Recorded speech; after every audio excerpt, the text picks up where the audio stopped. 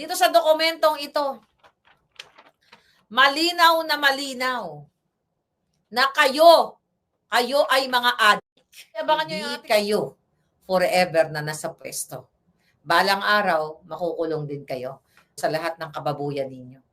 Diba? It's either sumabog na lang yung mga utak ninyo dahil sa pagiging addict ninyo. Ako na yung authentication, hawak ko pa ang buong dokumento sa pagkamatay ng kanilang kasamahan na nag-addict sa pulburon. Pilit na kinakalimutan itong issue na ito tungkol sa pagkamatay ni Paulo Tantoco, na asawa ni Dina Arroyo Tantoco, na appointee ni Marcos Jr. bilang Deputy Social Secretary for the Bangag President. Right?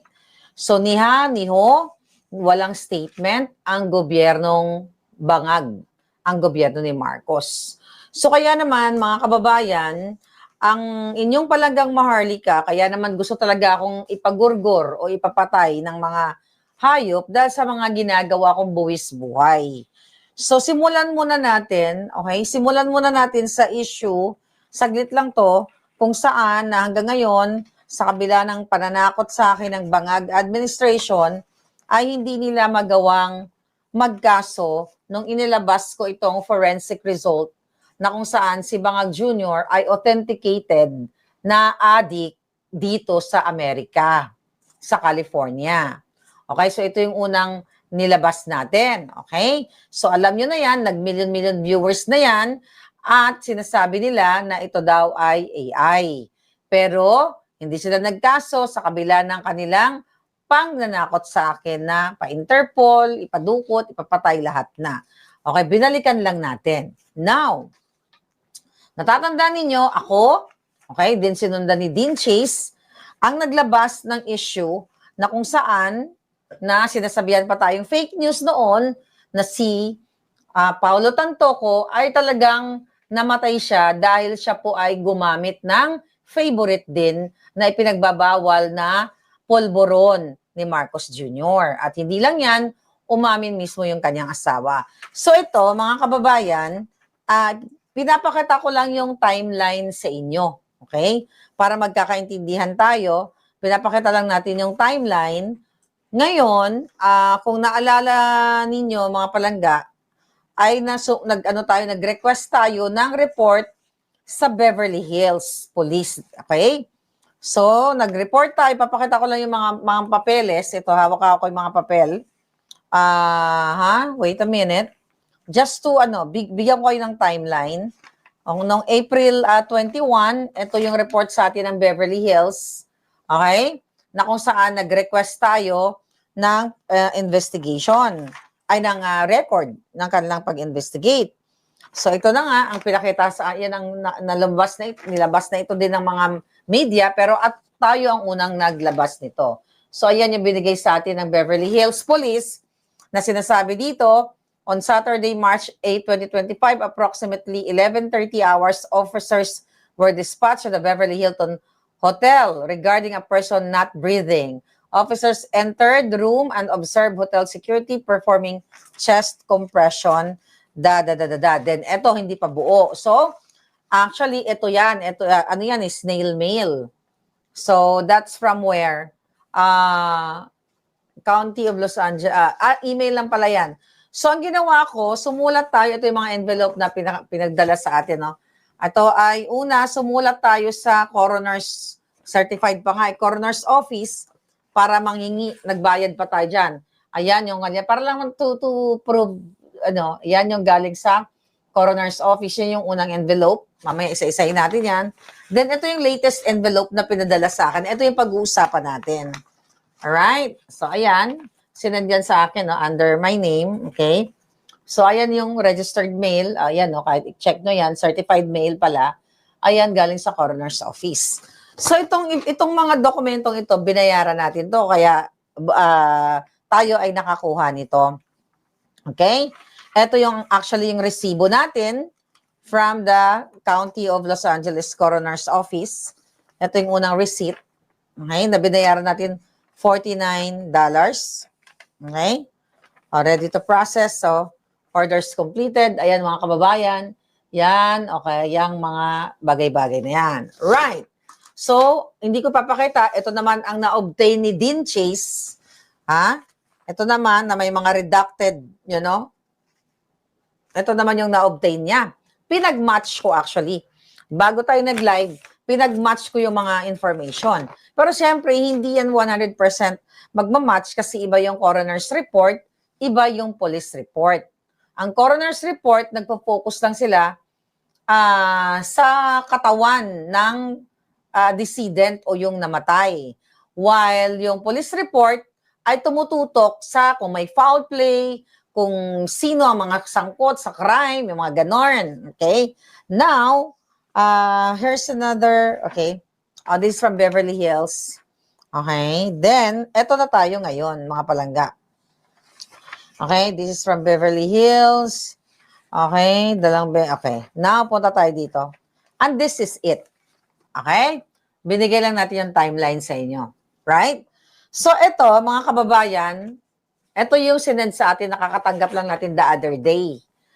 Buo ito. Okay? So, una, yung death investigation summary. Ayan yung pangalan niya. Ayan, o. Buo yan. Okay? 1. Okay? Then, kung makikita ninyo, yung kanyang mga detalye. Babasahin na lang natin kasi may mga sensitive information na hindi natin pwedeng ipakita. So, summary and opinion, narrative, okay, summary and opinion narrative, decedent identification, yung mga coroners dyan, yung mga medical practitioner dyan, or yung mga sa atin, medico-legal, alam nyo itong sinasabi ko.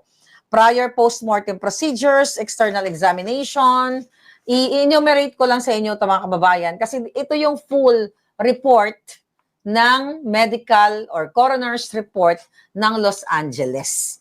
Meron ditong kasinungalingan si Dina Arroyo na pag-uusapan natin, yung asawa nung namatay, na appointee ni Marcos Jr. Okay, si Dina Arroyo, ulitin natin, siya po ay deputy, andali lang. Okay? Siya ay, palangga ay, deputy social secretary for the president. Okay? Now, o bangag. Ngayon, mga palangga, ayaw po kay ating boses. So, eto basahin ko lang. Bawat page may criminal case number. 2025-04377. Ayan, para lang to prove a point. Ayan, ayan. So, kasi itong mga ibang ebidensya, hair, skin, tattoos, wala siyang tattoo. Tingnan natin. Ay, tingnan natin kung anong meron siya dito. Okay, katulad nitong okay, male, body weight niya, 201 pounds pala siya. So, mabigat talaga siya. So, height niya, 66 inches, BMI, 32, 4 pound, and, okay, hindi na importante.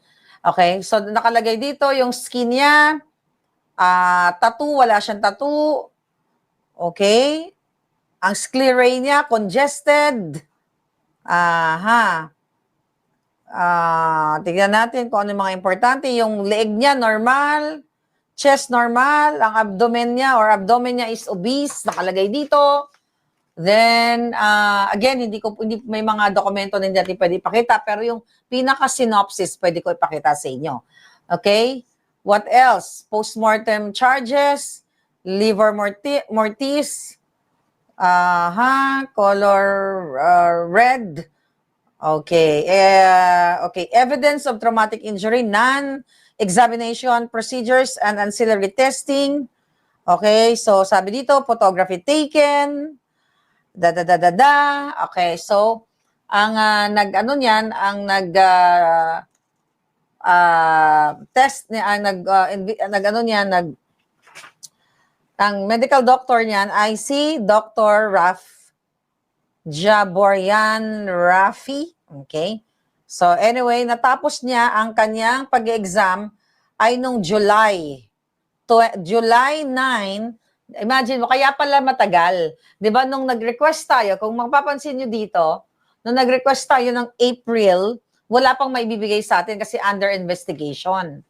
Okay? Under investigation. Ayan o. Ayan o. April yan. So anyway, ang sabi dito, completed ng Senior Deputy Medical Examiner ng July 9, 2025, 11:23. Okay? So, may mga drawing ng mga, ito. Hindi na natin ito papakita, pero ginapay-pay-pay lang natin. Kasi hindi ko pwede ipakita to. Alright? So, ayan, pinapay-pay-pay lang natin. Ito yung drawing ng kanyang katawan nung siya ay natagpuan. Yung mga, kung meron ba siyang, pasa, lesions, meron siya actually dito, oh. Sa puwetan niya, merong nakalagay may lesions. Tapos, yung iba medyo sulat doktor so hindi ko mabasa. Alright? So next, nandito na tayo sa Forensic Science Laboratories. Okay? So ito yan.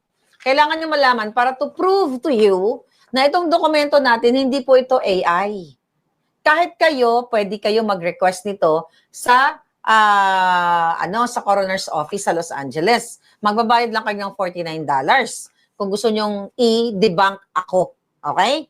So ngayon, ayan, kahit si Lisa Tanas, pwede nito. Ngayon, ayan, Forensic Science Laboratory, case number 2025. Jaborian Rafi MD. Okay? Case number 2025-04377, decedent Tantoco Juan Paulo Vargas. Okay. Ang nakalagay dito ay during the time nung tinest na siya, alcohol contain, quantitation, confirmation,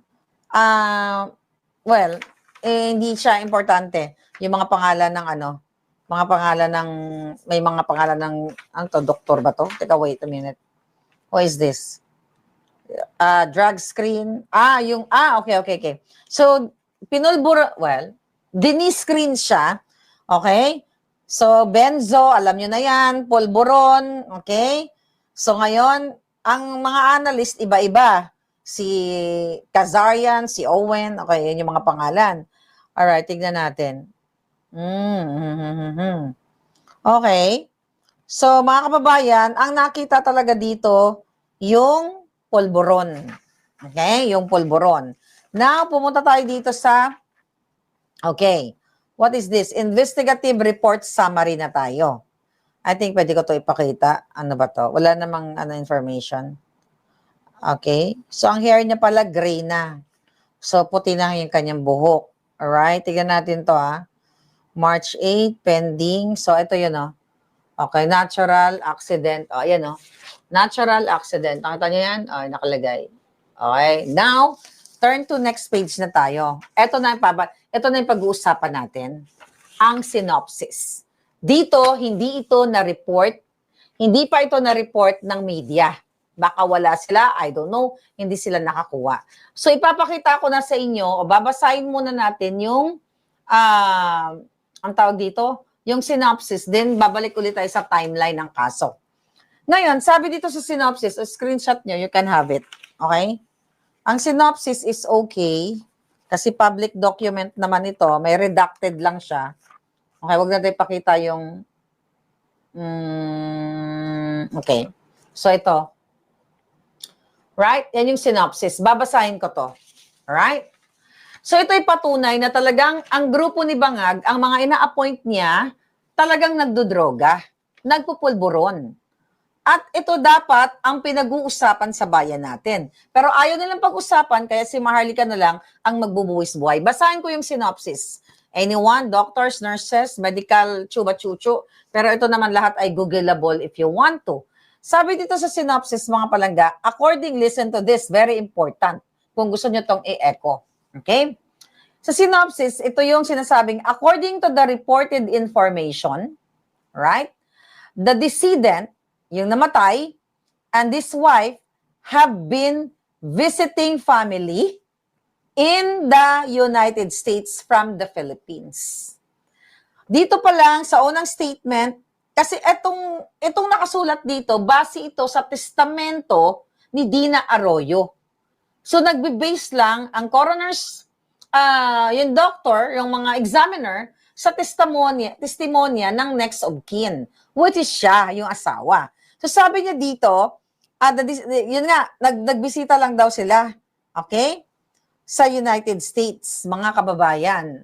Ngayon, doon sa police report actually, okay, wait a minute, ibabangga ko lang ibabangga natin. Itong sa Beverly Hills, magkaiba. Pero again, normal lang na, it's really normal na magkaiba ang police report at saka coroner's report. Kasi nga, ang police, kung may crime sila, tinignan nila kung may foul play, ang coroner's katawan lang at yung mga surroundings. Alright? So, dito sa Beverly Hills report, na nakuha naman ni Dean Chase, shout out sa iyo Palangga. Okay, I will forward you the report later. I will forward ko kung kani-kanino o sa mga politiko na mga baka pwede silang mag-open ng investigation. Alright? Ang sinabi dito, mga kababayan, na nag-party-party sila dito sa Beverly Hills Police. Totoo naman. Kasi nakita natin nag-party. May pinost tayo dyan na video ni Lisa na I will survive sila, di ba? Okay, tuloy muna natin. Okay? Ulitin ko. According to the reported information, the decedent and his wife have been visiting family in the United States from the Philippines. So, wala silang binisitang pamilya. Umattend sila sa Manila International Film Festival na kung saan, sabi ko nga, ginamit nila ang pera ng bayan. Andun si Lisa Tanas. Deputy Secretary siya ni Bangag. Undersecretary, level ng undersecretary. So, musweldo sa pera ng bayan, di ba? Sabi ko nga, kung ilalabas na nila yung record sa hotel, yung nag-book, yung nagbayad, yung manifesto sa aeroplano, Kasi very important ito. Then sabi dito, since March 3, 2025, the decedent and his wife, okay, have been staying in a hotel. Imagine mo, March 3, 4, 5, 6, 7, 8. 5 days sila nang nakastay sa Beverly Hilton. Kaya nga sabi ko sa inyo, pera ba nila binayad? O pera ninyo? Dahil nga siya ay Deputy Secretary, Undersecretary ng Office of the President ng adiktos ninyong presidente. Kaya putang ina, jutang dyan ayaw nyo pang kumilos. Okay? Ewan ko na lang sa inyo, simula sa siniwalat kong authentication dito sa California. Hindi po ako maglalabas ng mga dokumentong ito kung hindi ito official na document. Dahil pwede kong ikakulong ito. Lalo na dito sa Amerika, mga kababayan. Now, here we go. Ang sabi, on March 8, 2025, the decedent have been staying in a hotel and his wife admits they have been using C o polvoron. Alam nyo na. Polvoron and another C. Yung favorite naman ng anak ng Bonjing Remulla. So, pero yung C na yan, which is legal dito sa California. So, wala tayong problema dyan dahil hindi naman illegal substance yan. Ngayon, and alcohol. Okay, ulitin natin. His wife admits that they have been using C, the polvoron, and another C, and alcohol. Okay, on March 8, 2025, the decedent reportedly used C at approximately 02 hours, meaning alas 2 ng madaling araw. Okay? Alas 2 ng madaling araw, ito wala to sa media. At I believe wala pa to sa report ni Dean, hindi pa to lumabas. Ito ang totoong kwento na galing sa medical o sa coroner's office. Okay? Used at approximately 2 a.m., then used C, the favorite ng anak na Remulla, alright? Naalala nyo na yan. To help him fall asleep. At approximately, okay, gumamit daw, alright, at approximately 3 a.m.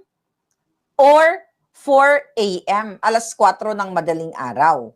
Yun ang sabi ng asawa ni Dina Arroyo Tantoco. Ngayon, mga palangga, alright, the decedent's wife believes he got up at approximately 11 hours, alas 11 na ng umaga. Right? So, tignan ninyo yung mga oras kasi importante ito eh. Ang sinabi niya dito, okay, sige mamaya na lang natin i-translate kasi ni-ready ko yung timeline para hindi tayo malito. Basahin ko na lang muna yung English version, alright? She admits that decedent was in the bathroom and she cannot confirm or deny if he used the while alone in the bathroom. Medyo, tignan mo Sinabi niya nung 2:00 ng madaling araw, umamin siya na gumamit sila ng double C. At nagtumungga pa sila. Pero nung 11:00 na, 'di ba, ng umaga, okay, nung sinabi niya dito, she admits that the decedent coming out, wait, sorry. Sorry, ang liit kasi. Labo ng mata ni Inday. Okay, alright. So, wait a minute. She admits that the decedent was in the bathroom and she cannot confirm or deny if he used the while alone in the bathroom. She woke to the decedent coming out of the bathroom and stating he did not feel well. Okay? Ang sinabi dito, 11:00. Okay? 11:00. Pero di ba ang report natin, 7 hours bago sila tumawag ng medic. Okay? Yun ang report natin. Yun ang unang sinabi sa atin ng mga kasama nila doon sa pinangyarihan ng krimen, ng Polboronic noong March. Nung wala pa tayong hawak ng mga dokumento. Okay. Now, here we go. Alright. She woke to the decedent coming out of the bathroom and stating he did not feel well. She reports the decedent also looked pale and sweaty. The decedent then collapsed in front of his wife, which is, the wife is Dina Arroyo Tantoco, Undersecretary, okay, Deputy Undersecretary sa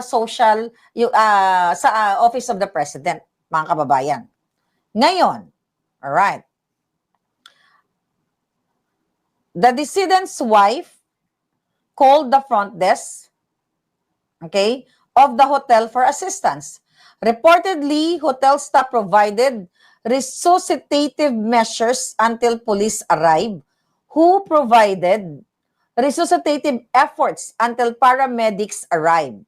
Beverly Hills Fire Department Rescue Ambulance number 1 responded, and paramedic Guinea, okay, yung apelyido Guiney, Guinea determined death at 12:05 hours after administering an unknown amount of Narcan. Di ba pinag-usapan natin to? And several minutes of life-saving measures. Di ba? May mga nurses tayong mga nag-comment at doctors na kung nagsisi siya, hindi makakatulong yung Narcan. Pero usually, binibigay naman talaga yung Narcan, life-saving siya kasi baka merong Fenta o kung ano-ano pa. So ito'y nakalagay dito, dokumentado ito. Yan ang sinabi, yung mga commenters natin nung March. Now, sabi dito, there was no reported traumatic injury or suspicion of foul play. An external examination performed at scene revealed the decedent to be in fair condition with no discernible evidence of external trauma. Right? An oral airway was seen in his mouth, and intraosseous ports were seen in his left shoulder and right shin. Ito, defibrillator pads were observed on his torso. The decedent was cold to the touch. Lividity to his back, blanched with light pressure, but no rigor mortis was observed. Police discovered multiple plastic baggies of an unknown white powder in the decedent's nightstand drawer. Sa police report, yung kay Dean, ito hawak ko, okay? Ang sinabi dito sa police report, actually, meron ngang mga white powder. Pero ito, magkaiba nga ang report kasi ng police at saka ng coroners kasi iba yung kanilang trabaho. Ang sabi dito sa Beverly Hills Police report kay Dean, okay, one clear plastic bag containing a powdery substance. Okay? Preliminary field test pending. But this was March, itong report na ito. Itong report na binabasa ko from coroners, recently, July 9, natapos ito, na-complete ng medical examiner. So nakita nyo, nagja-jive sila, although hindi identical ang report, which is impossible to be identical kasi iba nga ang coroners, iba ang police. Ang sabi dito, di ba, yung kay Dean, 3 used syringes containing residue suspected to be, alam mo na. Now, tuloy natin yung sinabi dito. Police discovered multiple plastic baggies of an unknown white powder in the decedent's nightstand drawer. Okay? So, well, doon sa una, umamin siya na tumira sila. Alas 2 ng madaling araw, tumira sila ng double C.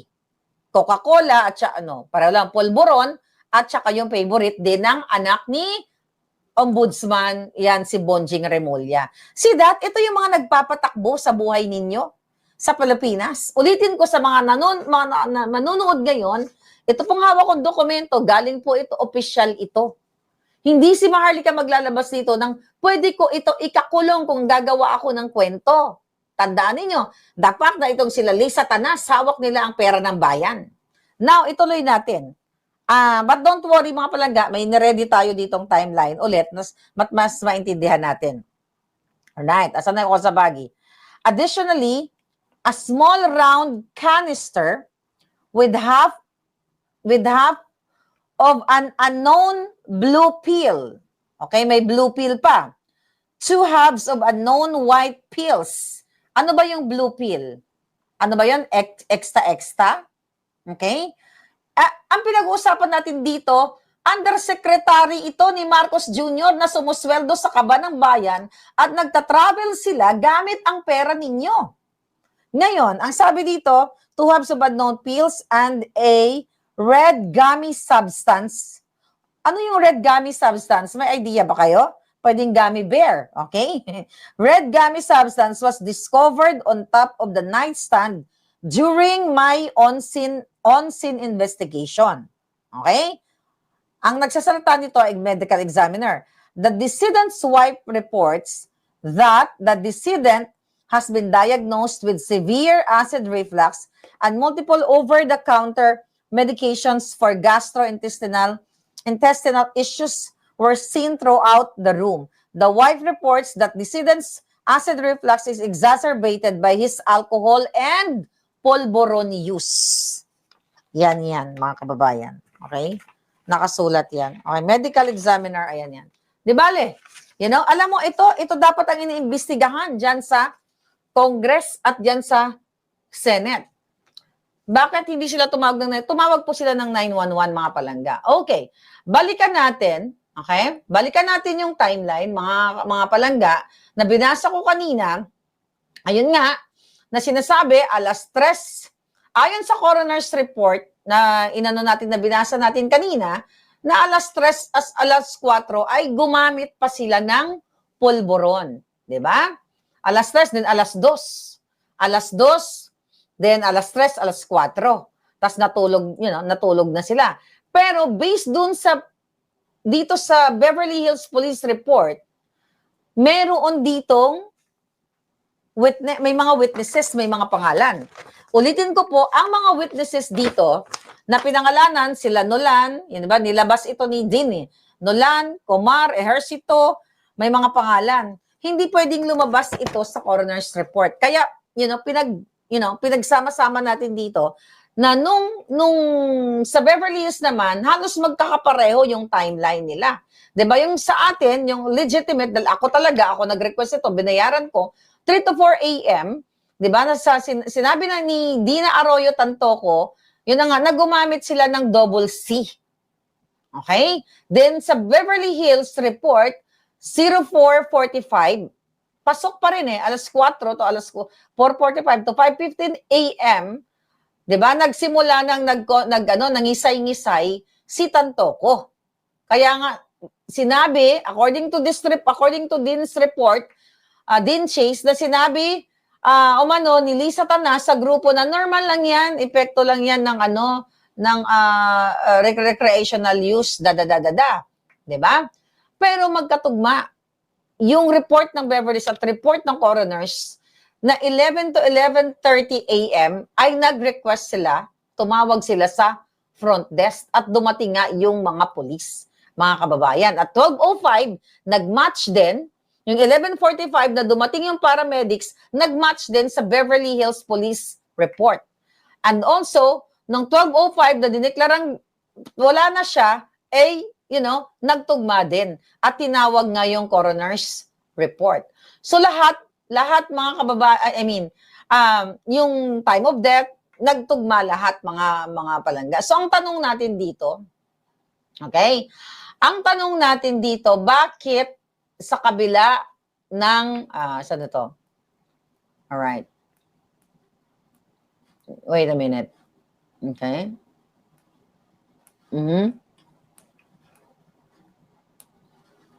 Aha. So, ang tanong ng bayan dito, bakit hindi sila nakulong? Okay? Bakit hindi nakulong sila Lisa Tanas? Bakit hindi although syempre sa coroner's report, hindi makakasama si Lisa Tanas. Pero sa police report, nakasama siya based doon sa inilabas nga ni, palangga. Okay? Doon nga sa inilabas ni Dean Chase na unang report. Ngayon, ang question natin, mga kababayan, bakit walang nakulong? Bakit hindi natin alam? Kasi hindi naman sila talaga nagsalita, di ba? Kasi umamin si Dina Arroyo na talagang sila ay suminghot at sumipsip ng double C. Pero meron nga siyang kasinungalingan na sinasabi niya dumalaw sila sa kamag-anak nila dito. Hindi totoo dahil documented yan. Pumunta sila dito, entourage sila ni Lisa Tanas.